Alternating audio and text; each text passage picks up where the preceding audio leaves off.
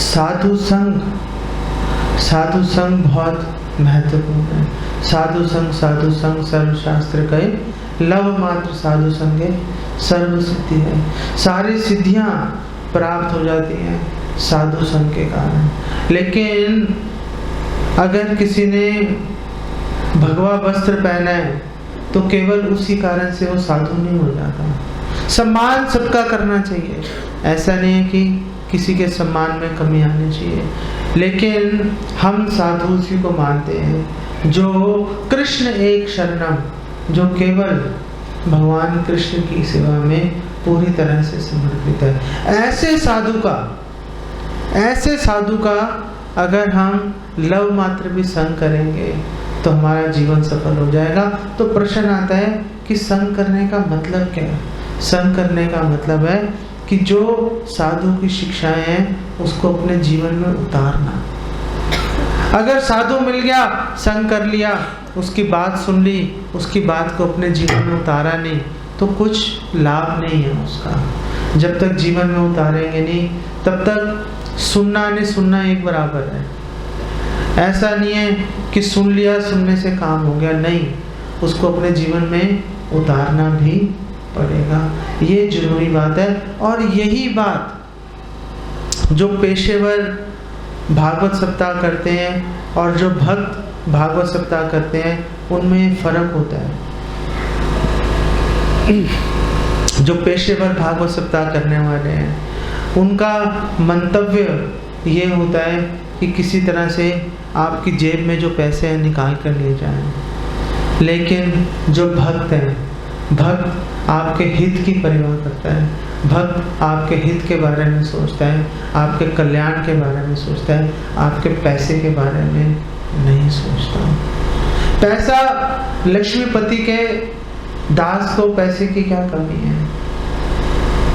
प्रभुपाद एक बार अमेरिका में थे तो कई लोगों ने प्रभुपाद पर दोष लगाया। प्रभुपाद को देख के जलते थे अमेरिका में लोग। वो बोलते थे कि हम दिन रात खटते हैं, दिन रात काम करते हैं, फिर भी हमें ठीक से खाने को पैसा नहीं है। ये बैठे रहते हैं, इनके पास गाड़ियाँ भी हैं, बंगले भी हैं, नाचते भी हैं, गाते भी हैं। तो प्रभुपाद ने बोला, भैया जल क्यों रहे हो, तुम भी आ जाओ, तुम भी आ जाओ, जलने की क्या जरूरत है। और जो लक्ष्मीपति नारायण की सेवा में लगेगा उसको किसी भी तरह की कोई कमी कभी अनुभव नहीं होगी। इसका वचन भगवान कृष्ण स्वयं भगवद गीता में दे रहे हैं, योग क्षेमम वहाम्यहम्। आपके पास जो है मैं उसकी रक्षा करूंगा और जो नहीं है वो मैं आपको वहाम्यहम्, किसी और के हाथ नहीं भेजूंगा, वहाम्यहम् खुद अपने कंधे पर उठा के लाऊंगा। ये भगवान वचन दे रहे हैं, कितनी बड़ी बात है। हाँ, ऐसे नहीं है किसी और के हाथ भेज दिया, खुद भगवान उठा के लाएंगे। इसके भी हमारे शास्त्रों में कई उदाहरण है। वो उदाहरण कभी और मौका मिलेगा तो आपको बताएंगे, या वो उदाहरण आप त्रिभंगा मुरारी प्रभु जी से पूछना, वो आपको बताएंगे बाद में। कुछ तो बाद में भी करने के लिए होना चाहिए, नहीं? ये साधु संघ की बात हम कर रहे थे। अब हम बात करते हैं भागवतम की महिमा की जो बात कर रहे हैं। नष्ट प्रायेषु अभद्रेषु नित्यम भागवत सेवा। जो भी नित्यम भागवत सेवा, जो भी नित्य भागवत सुनता है, तो जब हम बोलते हैं भागवत सप्ताह, तो क्या भागवत सप्ताह केवल 7 दिन सुनना चाहिए? हाँ, भागवत सप्ताह केवल 7 दिन सुनना चाहिए। और वो 7 दिन कौन से हैं? Sunday, Monday, Tuesday, Wednesday, Thursday, Friday, Saturday. ये 7 दिन भागवत सुन लेना, बाकी और किसी दिन मत सुनना। इसका मतलब ये है कि नित्यम भागवत सेवा, रोज भागवत का श्रवण करना चाहिए, रोज भागवत की सेवा करनी चाहिए। भागवत को रोज पढ़ने से आपके हृदय में भगवान के प्रति अनुराग उत्पन्न हो जाएगा। भागवतम ऐसी रस से भरी हुई, भागवतम ऐसा ग्रंथ है कि जो आत्माराम है, जो पूर्णतः संतुष्ट हैं, जिनको इस संसार से कुछ लेना देना नहीं है, जैसे सुखदेव गोस्वामी पैदा हुए माँ के गर्भ से जंगल की ओर चल दिए, ऐसे आत्माराम भक्त भी जब भागवतम सुनते हैं तो मंत्र मुग्ध हो जाते हैं, भगवान के चरणों में अनुराग उत्पन्न हो जाता है। हमारी तो गिनती क्या है, हमारी तो गिनती क्या है। तो जैसे सुखदेव गोस्वामी सरीखे वैष्णव आत्माराम भक्त भगवान के चरणों में अनुराग उनका उत्पन्न हो जाता है, तो ऐसा अनुराग आपके हृदय में भी उत्पन्न हो जाएगा। इसमें एक रहस्य है, वो रहस्य आपको इस कथा के बिल्कुल आखिर में जाके बताऊंगा। वो रहस्य आपको, वो ऐसा रहस्य है, वो रहस्य के अंदर पूरा मर्म इस बात का, पूरा जो सार है वो इस बात का छुपा हुआ है। लेकिन दुर्भाग्य की बात है वो सार आखिर में जाके बताऊंगा, ताकि आप, अगर आपको अच्छा नहीं भी लग रहा हो तो मन मार के बैठे रहो आप यहाँ पर पहले बताने से कभी चले ही ना जाओ आप लोग। ओके, सो भागवतम, और एक प्रमाण ये भी है कि भागवतम सिर्फ अनपढ़ भावुक लोगों के लिए नहीं है, भागवतम सबसे समझदार लोगों के लिए है। अगर आप देखेंगे कि भागवतम के वक्ता कौन है और भागवतम के श्रोता कौन है, ये चित्र में आप देख सकते हो कि भागवतम श्री सुखदेव गोस्वामी सुना रहे हैं, जिनको पूरे शास्त्रों का ज्ञान है, पूरे शास्त्रों का निचोड़ उनके पास है। ऐसे सुखदेव गोस्वामी जो है वो भागवतम के वक्ता हैं, और उनके श्रोता कौन है? उनके श्रोता स्वयं परीक्षित महाराज हैं, जो पूरे संसार के राजा थे। तो ऐसा नहीं है कि भागवतम जो है, ये जो पेशेवर कथाकार है, इन्होंने गड़बड़ कर दी है, इन्होंने भागवत के असली संदेश को छुपाकर लोगों से पैसे ऐंठने के लिए इसको भावुकता का सौदा बना दिया है। ऐसे पेशेवर कथाकारों से बच के आप सब लोगों को प्रमाणिक स्रोत से सुनना चाहिए। और वो प्रमाणिक स्रोत क्या है? वो प्रमाणिक स्रोत जो है वो गुरु परंपरा से आए हुए ज्ञान को बांटने वाला व्यक्ति प्रमाणिक स्रोत है। जो भागवतम है ये रसीला फल है, इसमें कुछ शक नहीं है, लेकिन ये रसीला फल हमें कैसे प्राप्त होगा? ये रसीला फल सुरक्षित हमारे हाथ में कैसे आएगा? क्योंकि जो वृक्ष है जिस पर ये फल लगा है वो वृक्ष तो बहुत ऊपर है। वो वृक्ष तो गोलोक धाम में उसका जो फल है वहां पर लगा हुआ है, वहां से अगर वो फल टूट के नीचे गिरा तो टुकड़े टुकड़े हो जाएगा। तो हमारे हाथ में वो फल कैसे आएगा? हमारे हाथ में वो फल सुरक्षित आएगा गुरु परंपरा के माध्यम से।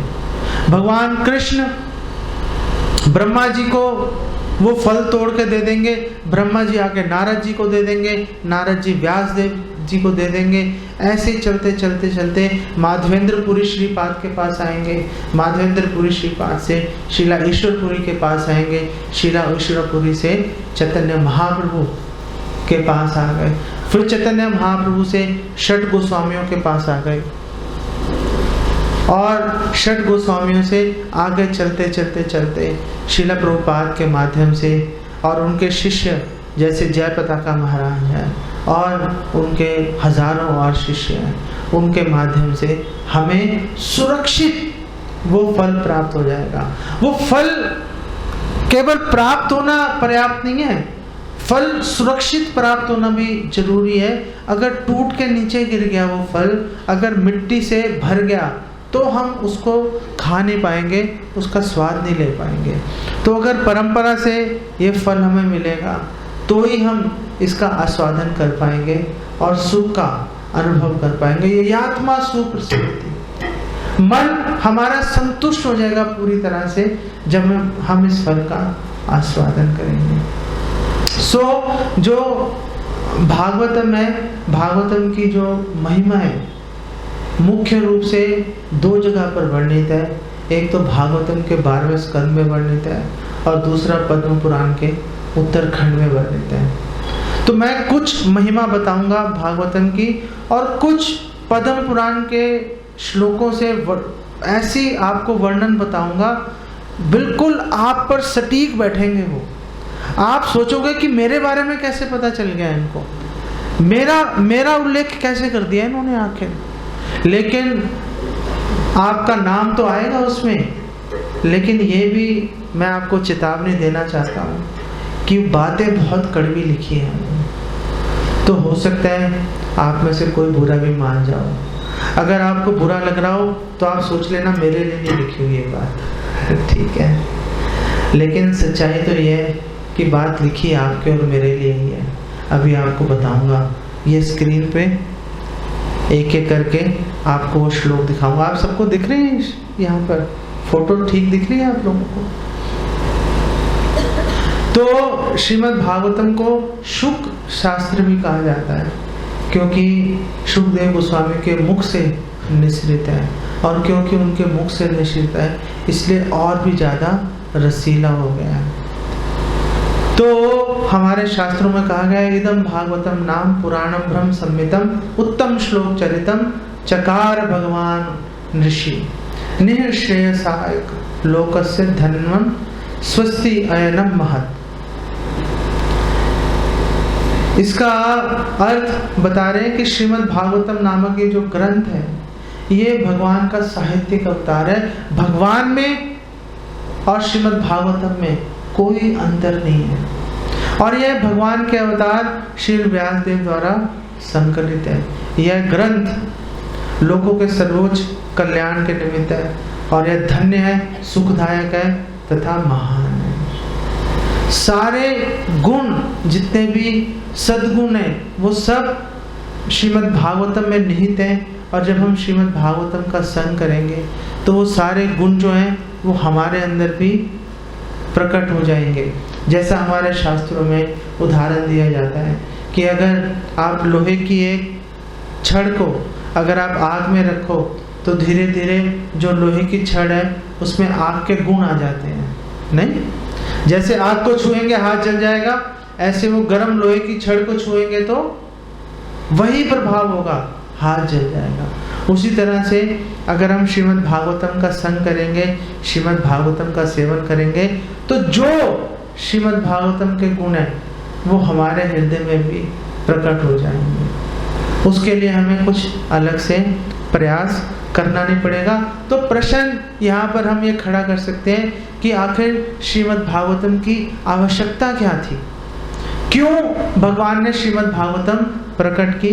तो इसका उत्तर जो है इस श्लोक में दिया जाता है, कृष्णे स्वधामो भगते धर्म ज्ञान आदि भी सह कलो नष्ट दृशामेश पुराणोर्क अधुनोदितः, कि यह भागवतम पुराण सूर्य के समान तेजोमय है और भगवान कृष्ण के स्वधाम जाने के तुरंत बाद धर्म ज्ञान आदि सहित उदित हुआ है। धर्म ज्ञान आदि मतलब वैराग्य भी है, इसके सहित यह जो शास्त्र है, ये जो ग्रंथ है, ये उदित हुआ है सूर्य के समान। कलयुग में अज्ञान रूपी गहन अंधकार के कारण दृष्टिहीन हो चुके लोग इस पुराण से प्रकाश प्राप्त करेंगे। तो भागवतम में ऐसा वर्णन आता है कि जब भगवान कृष्ण स्वधाम जाने की तैयारी कर रहे थे तो उनके सबसे प्रिय सेवक उद्धव जी को जो है विक्षेप हो गया, उनको तनाव हो गया, उनके मन में बहुत दुख आ गया। तो उन्होंने भगवान कृष्ण से प्रश्न पूछ लिया कि आप तो जा रहे हो, लेकिन आपके पीछे से लोगों की रक्षा करेगा कौन? आप बैठे थे, रक्षा हो रही थी, आप चले जाओगे, रक्षा कैसे होगी? तो भागवतम के 11वें स्कंद में वर्णन है कि भगवान ने तुरंत श्रीमद् भागवतम का विस्तार कर दिया। भगवान ने श्रीमद् भागवतम को प्रकट कर दिया, और ना केवल प्रकट किया, भगवान ने श्रीमद् भागवतम में अपनी पूरी शक्ति निवेशित कर दी। तो जैसे भगवान ने श्रीमद् भागवतम में अपनी पूरी शक्ति निवेशित कर दी है, वैसे भगवान ने एक और वस्तु में अपनी पूरी शक्ति निवेशित कर दी है। आप में से कोई बता सकता है कौन, क्या वस्तु है वो जिसमें भगवान ने अपनी पूरी शक्ति निवेशित कर दी है? वो है भगवान का नाम। भगवान का नाम ना कार्य बहुधा निज सर्व शक्ति तत्रार्पिता नियमिता स्मरण काला। भगवान ने अपनी पूरी शक्ति अपने नामों में, अपने दिव्य नामों में निवेशित कर दी। जब हम हरे कृष्णा बोल रहे हैं तो समझो हमारी जीवा पर स्वयं श्री राधा कृष्ण नृत्य कर रहे हैं। इसीलिए तो रूपा गोस्वामी ने एक श्लोक की रचना की और रूपा गोस्वामी ने बोला कि जब मेरी जीवा से मैं हरे कृष्ण महामंत्र का जप करता हूँ तो मेरी जीवा पर स्वयं भगवान आकर नृत्य करते हैं, मेरी जीवा स्तब्ध हो जाती है, मुझे कुछ सुझाई नहीं देता। और जब मेरी जीवा से उच्चरित नाम मेरे कानों में प्रवेश करता है तो मेरे कान स्तब्ध हो जाते हैं। जब मेरे हृदय में प्रवेश करता है तो मेरा हृदय समेत पूरा शरीर स्तंभित हो जाता है। फिर मुझे कुछ समझ नहीं आता क्या करना है क्या नहीं करना। और मुझे तब इस बात का अनुभव होता है कि जितना रस भगवान के इन दिव्य नामों के जप के अंदर है उतना रस इस संसार की किसी भी वस्तु में नहीं है। तो जब ये श्लोक चैतन्य महाप्रभु ने जो रूपा गोस्वामी द्वारा लिखा है, रचित है, ये श्लोक जगन्नाथपुरी में सारे भक्तों को सुनाया। सार्वभौम भट्टाचार्य, स्वरूप दामोदर गोस्वामी इत्यादि भक्तों को जब सुनाया तो सारे भक्त ये श्लोक सुनकर बहुत प्रसन्न हुए और सारे भक्तों ने बोला कि हमने हरि नाम की महिमा तो बहुत सुनी है लेकिन ऐसी महिमा हमने कभी श्रवण नहीं किया। और चैतन्य महाप्रभु ने बोला सारे वैष्णव को कि आप सब रूपा गोस्वामी के सिर पर अपने चरण रखकर आप इनको आशीर्वाद और कृपा प्रदान करो ताकि वो ऐसे ही और ग्रंथ रचित करते रहें।